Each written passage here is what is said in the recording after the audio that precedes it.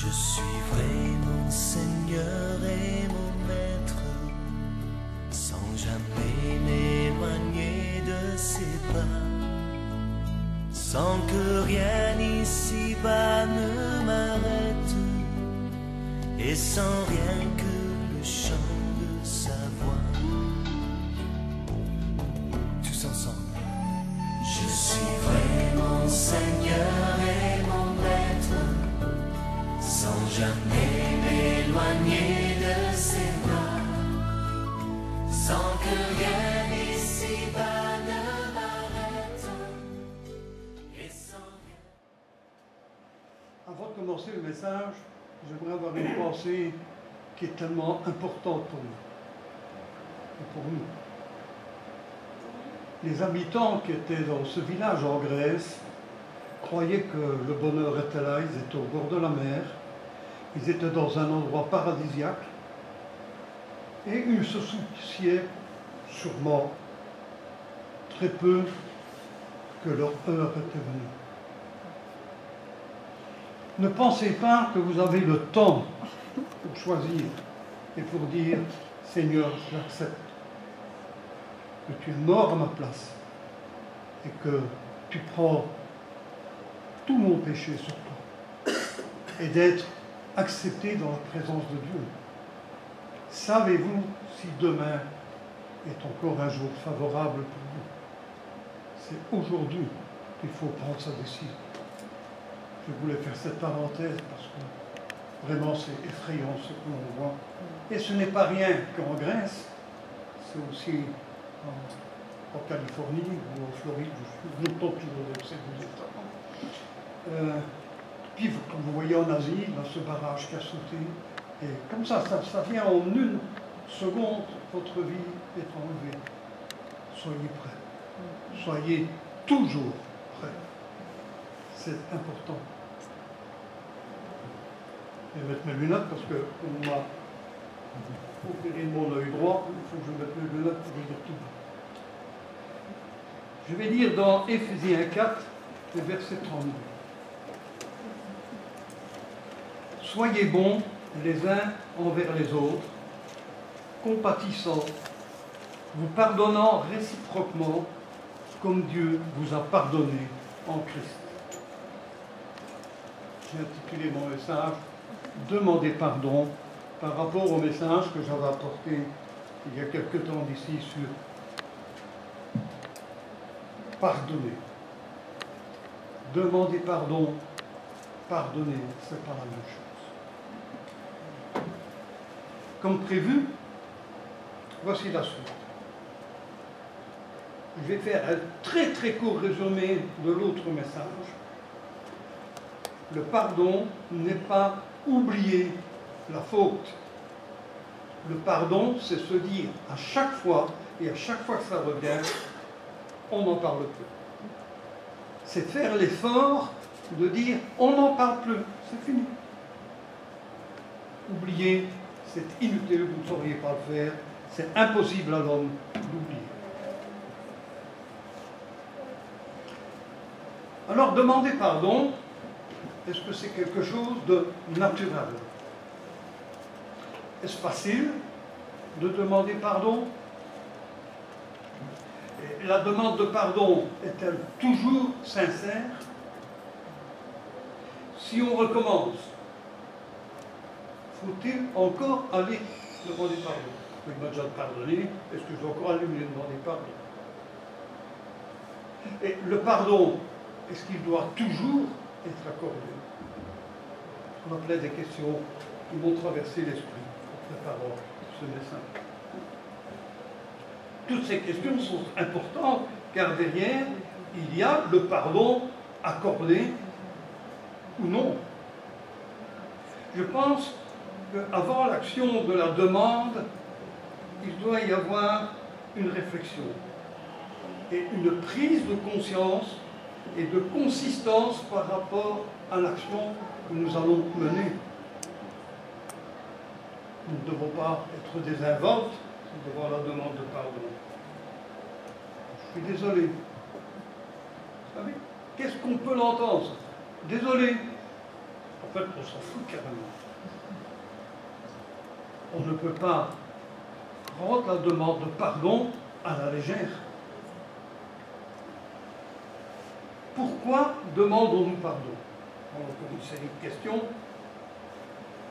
pour soulager ma conscience et me sentir mieux après, et puis on oublie le pourquoi de la faute. Pour une réconciliation sincère, ayant commis une faute envers autrui, ou simplement par coutume, comme je l'ai dit tantôt. Désolé, la forme polie n'est pas du tout sincère.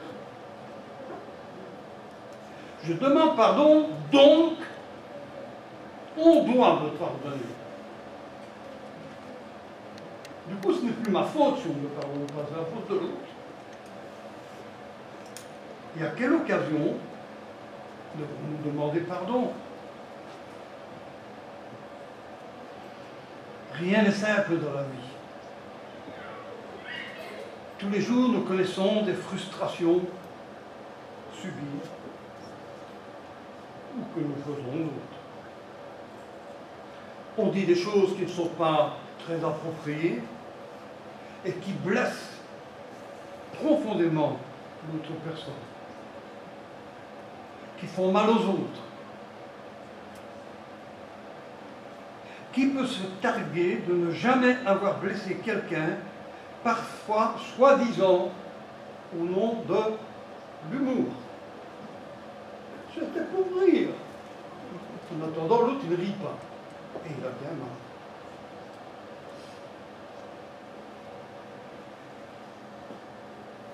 Parfois, c'est de la méchanceté. Vous savez, comme notre langue peut aller très vite pour dire des méchancetés, au point qu'on ne s'en rend même pas compte. Non, ni l'humour, ni la méchanceté ne peut se permettre de blesser quelqu'un, de le ridiculiser devant tout le monde. Le moqueur a toujours une bande d'amis qui rit, même s'ils sont mal à l'aise. C'est bizarre, ça. C'est extrêmement rare de voir quelqu'un qui reprend le moqueur et qui lui dit « c'est pas bien ce que tu as fait ». Nous sommes coupables envers l'autre qui souffre. Alors nous pouvons expressément donner de la souffrance, du chagrin, et quoi encore, sous le fait de dire « ah mais je n'ai dit que la vérité, hein ». Peut-on rire de tout? Oh, une petite phrase. Bon. Il y a quelqu'un que je connaissais très très bien et que j'aimais énormément, qui avait souvent cette phrase. Je ne dis rien, mais je le dis quand même. Alors, que faire? Il y a des situations qui sont vraiment difficiles. Quand lorsqu'on a envoyé une rumeur, comment la rattraper cette rumeur? J'ai le souvenir d'une histoire qu'on a racontée ici, comment, et je l'arrange à ma sauce. Un homme ayant lancé une rumeur fut pris d'un remords. C'est déjà pas mal. Puis il se demande comment vais-je arrêter cette rumeur? Donc il vient trouver le pasteur du coin, qui écoute son histoire, et puis il lui dit, écoute, c'est simple, tu prends un coussin, avec des plumes, tu dois ou n'importe quoi, on s'en fout ça, tu ouvres le coussin à la fenêtre, et puis tu vas rattraper toutes ces plumes. Et alors, tu seras pardonné. Vous voyez, c'est impossible. Donc avant de lancer une rumeur, il faut quand même bien réfléchir. Parce que la demande de pardon sera terriblement difficile à faire. Rattraper les commérages. Les commérages, c'est quelque chose d'insidieux. Parce que c'est l'histoire que l'on fait quand on est dans un groupe de jeunes, où on dit quelque chose dans l'oreille de quelqu'un, puis il va chez l'autre et doit répéter ce que l'autre a dit. Puis quand vous arrivez au bout des 30 personnes, ou des 15 personnes, vous ne savez pas, vous écoutez le dernier raconter,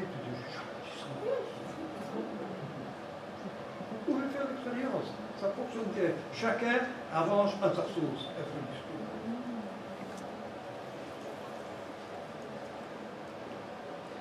Il nous arrive des situations semblables.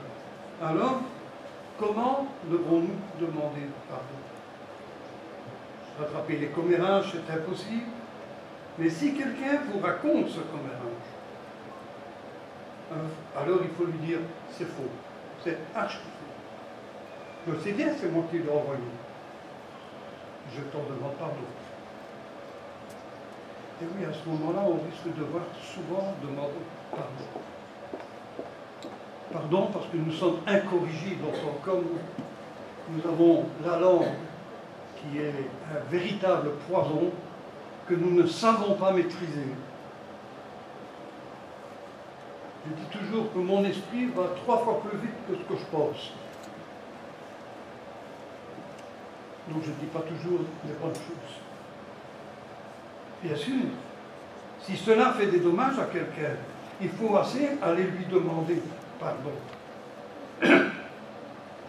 Je dirais même que c'est la première chose à faire. Parfois, on se considère comme juste. Et donc, on ne veut pas demander pardon. Et pourtant, l'autre souffre. Il souffre parce qu'il a été blessé. C'était peut-être juste ce que l'autre lui a dit, mais la manière dont ça a été dit, la façon dont ça a été dit, et la manière dont la personne le reçoit est tellement blessante que pour finir, on a perdu l'action de dire on n'aurait pas dû faire ça ou ça. Non, on est venu, tac, tac. Et si ça te fait mal, toi, c'est la vérité. Or, cette personne qui a fait souffrir une autre a péché. Parce que nous n'avons pas le droit de faire souffrir les autres. Nous n'en avons aucun droit. Et la seule personne qui aurait pu le faire, c'est Jésus. Donc Jésus a toujours tendu la main. Et il a toujours dit, va. Et ne pêche pas. Jamais.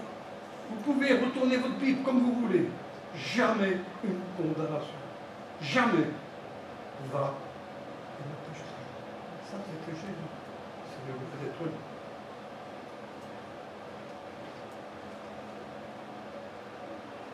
Par amour envers cette personne. Et quand on veut bien s'asseoir sur son orgueil, comment trouver cette personne de lui dire, mon frère, ma soeur, je t'ai fait mal, je t'en demande pardon. Sincèrement, mon cœur est déchiré par le fait que j'ai été fait souffrir.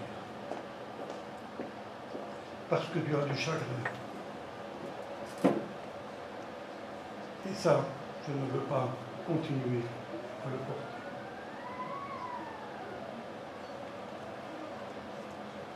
Il est facile de faire peu de cas du péché d'orgueil dans notre cœur. Plus on jouit du succès, plus on a une situation enviable, plus il est difficile de demander pardon.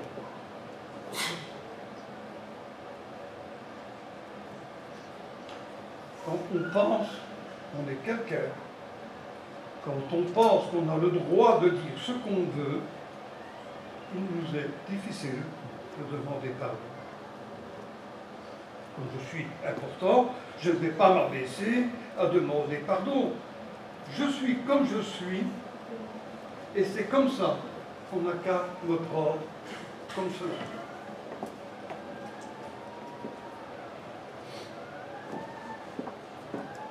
Demander pardon implique une faute, donc c'est dégradant. Ouais, si je dois aller demander pardon, ça veut vraiment dire que je me suis trompé, j'ai fait quelque chose qui ne fallait pas. car en fait nous avons toujours et toujours des circonstances atténuantes. J'avais le droit de le dire. Et puis les fautes sont partagées. Je peux bien demander pardon, mais lui aussi doit me demander pardon.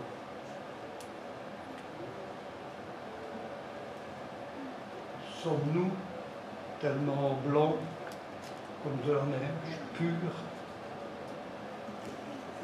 Sommes-nous toujours loin de pouvoir accepter quand on a blessé quelqu'un? Nous avons une somme infinie de manières de discuter. Merci. Et tout ça, c'est pour éviter de demander pardon. Je l'ai complètement oublié. Peut-être en train de souffrir, mais tu vois, ça peut... Il va falloir que j'y pense, savoir comment je vais aller trouver la personne, parce que je ne suis quand même pas tout à fait autonome. C'est dur hein, de reconnaître qu'on est la cause de quelque chose. Puis aller vers l'autre,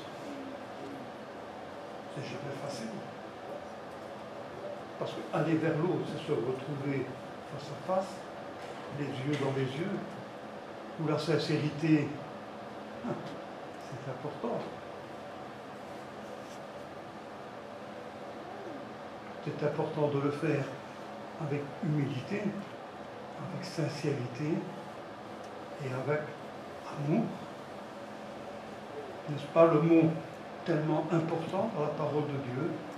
Dieu est amour.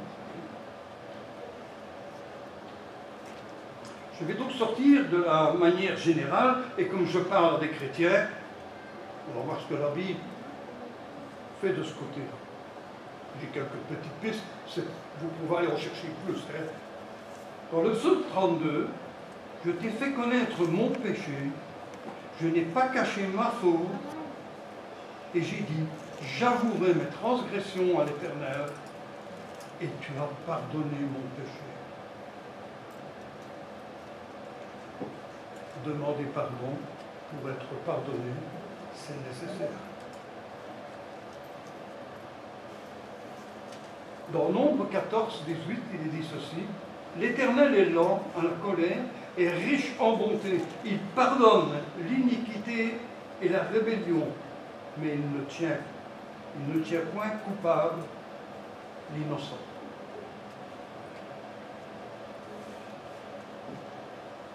Dans 2 Samuel 12, 13, pour situer là, l'affaire, ça commence par un adultère,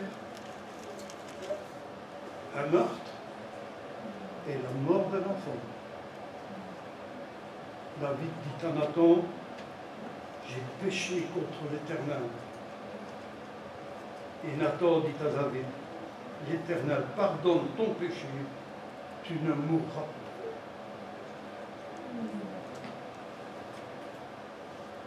Dans Colossiens 3, 13, il est dit ceci. Ça s'adresse bien à toute la communauté.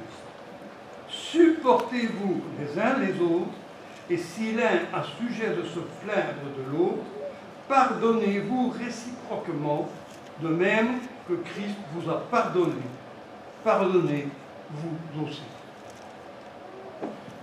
Tout ce texte assure le pardon à celui qui le demande. Bon, mais il y a-t-il autre chose? Oui, il y a quand même un verset qui dit autre chose. Dans Marc 3, verset 29, il est dit ceci. Mais quiconque blasphémera contre le Saint-Esprit n'obtiendra jamais de pardon. Il est coupable d'un péché éternel. Oui, Dieu peut ne pas nous accorder son pardon dans cette circonstance et seulement cette circonstance-là. Blasphémer contre le Saint-Esprit. Donc, En tant que chrétien, on doit se tenir à Colossiens 3. Supportez-vous les uns les autres. Et s'il est à sujet de se plaindre de l'autre, pardonnez-vous réciproquement. De même que Christ vous a pardonné. Pardonnez, vous aussi. Est-ce facile? Je vais vous dire, non, ce n'est pas facile. Pas du tout. Comme pour le pardon, nous devons à chaque fois accorder le pardon et demander pardon. Il faut chaque fois le faire. Ça devrait être un attribut du chrétien, ça devrait faire partie de son ADN. Donc, la lutte avec le vieil homme n'est pas terminée. Parce que ce vieil homme, il est bien accroché. C'est un microbe affectueux. Il nous aime. Il nous aime tellement qu'il nous enverra à la mort. Dans la lutte avec le vieil homme, nous avons un long chemin à faire. Mais, comme nous l'avons jamais chanté là tantôt, non, jamais tout seul. Le Seigneur est avec nous. Le Seigneur nous aide. Il nous guide. Et quand ça manque, l'amour, Jésus nous donne cet amour. Même quand nous avons des doutes quant au bien fondé de la demande du pardon, il vaut mieux aller demander pardon à quelqu'un inutilement, comme ça, et que la personne te dit non, non, non, non, tu n'y es pour rien, il vaut mieux ça que de ne pas aller demander pardon et de laisser une racine d'amertume dans le cœur de chacun de nous. Tout cela va aussi jouer dans notre demande de pardon vis-à-vis de Dieu. Pourquoi tant de gens nous disent que ce serait trop facile s'il faut juste demander pardon pour notre péché et accepter que Jésus a pris notre place? Vous n'avez jamais entendu dire ça? C'est trop facile. C'est tellement facile que ça en devient très difficile. Pourquoi tant de personnes refusent ce côté facile? Parce qu'il y a quand même quelque chose qui intervient. Pour demander pardon, il faut qu'on soit conscient que nous sommes pécheurs. Il faut qu'on soit conscient qu'on a commis une faute. Il faut qu'on soit conscient qu'on a voulu prendre la place de Dieu dans notre vie et de dire « je mène ma vie comme je le veux ». Car c'est ça notre péché. Notre péché, ce n'est pas de mentir. Oui, tout ça fait partie du péché. Mais le péché, de base, qui nous entraîne dans des dérives incroyables, c'est de dire « fous-moi la paix, je suis un homme libre et je fais ce que je veux ». Si vous ne reconnaissez pas ça, vous ne sauriez pas demander pardon au Seigneur.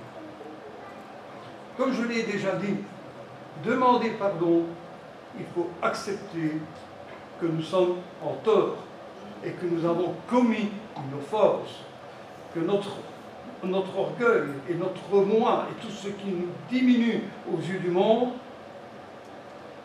cela devient un obstacle et devient une lutte. Parce que Satan vous dira tout le temps à l'oreille, Dieu a-t-il bien dit ça? T'es sûr?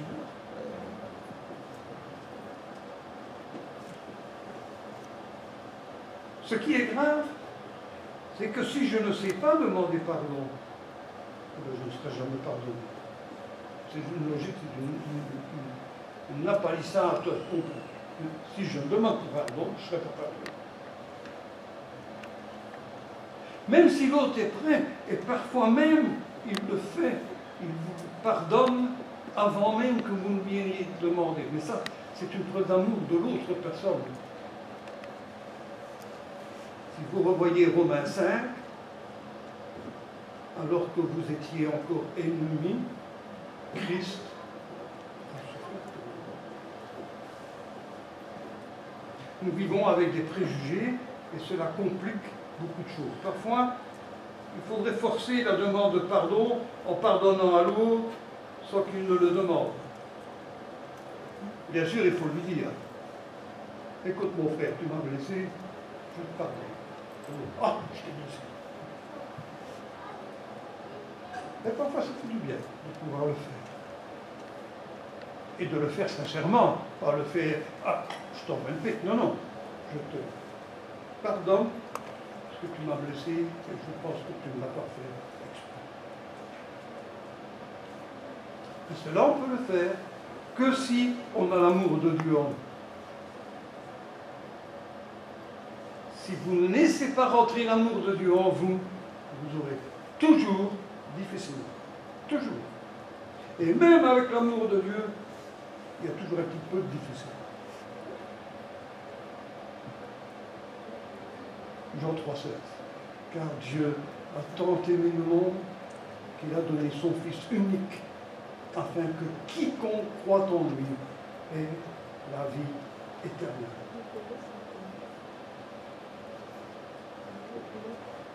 Chaque fois que j'aurai l'occasion d'avoir un message, je le dirai.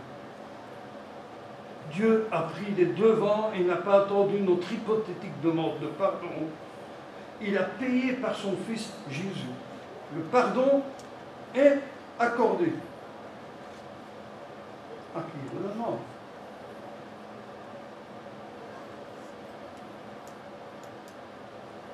C'est comme ça avec toute chose. Ce que vous dites, vous pouvez venir là-bas et avoir les choses gratuitement, ben, il faut y aller.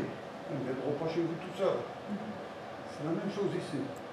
Le pardon vous est accordé gratuitement pour vous, parce que Christ a payé à votre place. Il faut aller lui demander pardon. C'est tout. Alors, est-ce facile? Oui, la demande de pardon est une action importante dans notre vie chrétienne. Malheureusement, elle est très peu employée, même dans l'Église. Tout au long des évangiles, vous voyez comment Jésus règle cela. Important d'apprendre. Important d'apprendre comment Jésus a réglé certaines situations. Et les gens étaient offusqués quand Jésus disait « Je te pardonne ». Et on voulait le lapider. Lui, il pardonnait, on voulait lapider Jésus.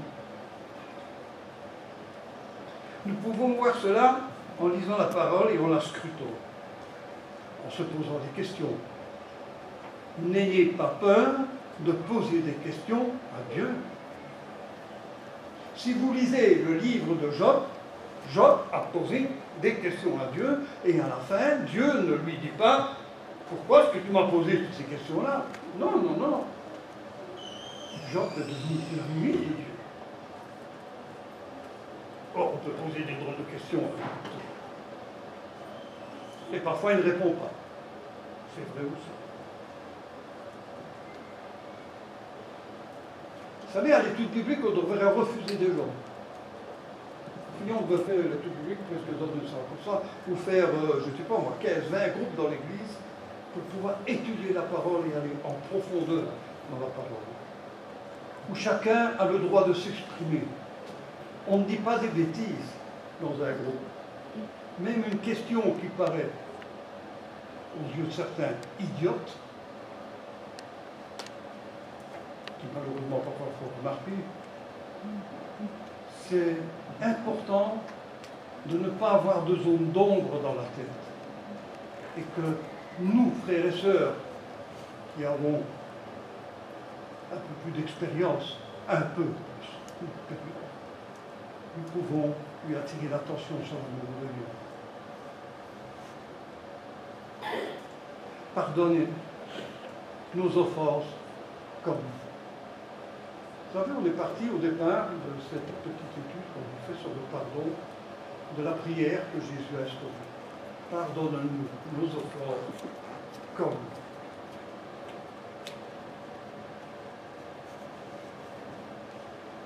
Ça serait bien si on pourrait dire comme Jésus. Nous, c'est pas ça qu'il a dit. Comme nous pardonnons. Comme nous demandons pardon. Alors Dieu nous accorde ce pardon. Pendant, même encore maintenant, je dis, quand on fait la prière que Jésus a instaurée, elle est tellement parfaite, cette prière. Elle est tellement juste, jusqu'à la virgule, qu'il y a des phrases que... non, je ne saurais pas. Seigneur, excuse-moi, mais je ne saurais pas. Je suis trop mauvais en moi. Mon vieil homme est trop... Non, non, je ne rejette pas la faute sur mon vieil homme. Je la rejette sur moi. C'est plus facile de faire l'autruche. Pardonne-nous nos offenses comme nous pardonnons à ceux qui nous ont offensés. En plus, on a le droit de demander pardon pour tout. Vous avez vu avec David?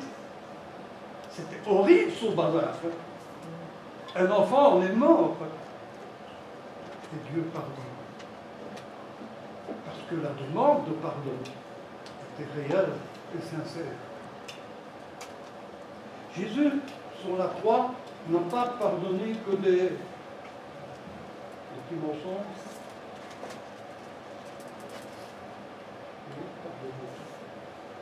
Il a pardonné même à des pédophiles. Il a pardonné à des meurtriers. Il a pardonné à des voleurs. Il a pardonné à des génocidaires. On ne se rend pas compte de ça. Mais devant Dieu, j'étais tout ça. Parce que c'est drôle, hein? J'étais tout ça devant Dieu. Car le fait de ne pas avoir accepté un seul commandement de Dieu, je les ai tous transgressés. Dieu, il est parfait. Moi, je pourrais dire, Seigneur, j'ai quand même 61% et demi. Je passe. Non, je ne passe pas. Dieu, c'est du 100%. Voilà ce que je voulais vous dire. Acceptez le pardon de Dieu. Demandez-lui pardon.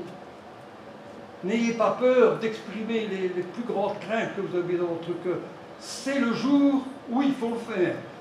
Demain, on sera peut-être comme les Grecs. C'est comme ça parce que c'est plus facile comme image. En sortant d'ici, peut-être que c'est votre dernier peur. Je ne veux pas jouer au truc de faire peur. Non, non, le Seigneur nous donne encore beaucoup des jours avec de la joie et mais ne l'oubliez pas. C'est pas parce que vous êtes dans la joie et dans l'opulence qu'il faut l'oublier. N'oubliez pas le Seigneur et n'oubliez jamais vos frères et sœurs qui, eux, sont dans la tourmente et sont dans l'horreur totale envers ces gens qui n'apportent mal. J'ai choisi comme chant, et c'est un chant qui me tient à moi très à cœur, j'avais choisi à lui, mais celui-là me tient encore plus à cœur. Autrefois, votre cœur. J'étais comme ça, je suis né dans une famille chrétienne. Depuis mon berceau, j'ai entendu parler de Jésus. Depuis mon berceau, j'entends qu'il faut se donner.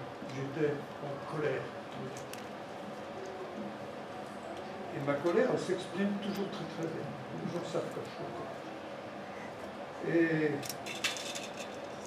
je ne voulais plus supporter ce qui me semblait dans mon esprit, l'hypocrisie des chrétiens.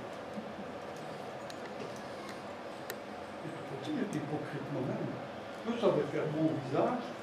J'aurais même pu aller trouver le pasteur et lui dire je veux me faire baptiser parce que ceci, et je t'aurais donné toute la liste. Mon cœur n'aura pas été sincère. Autrefois, enfant de colère, j'ai sali. Et il m'a pardonné. Chantons.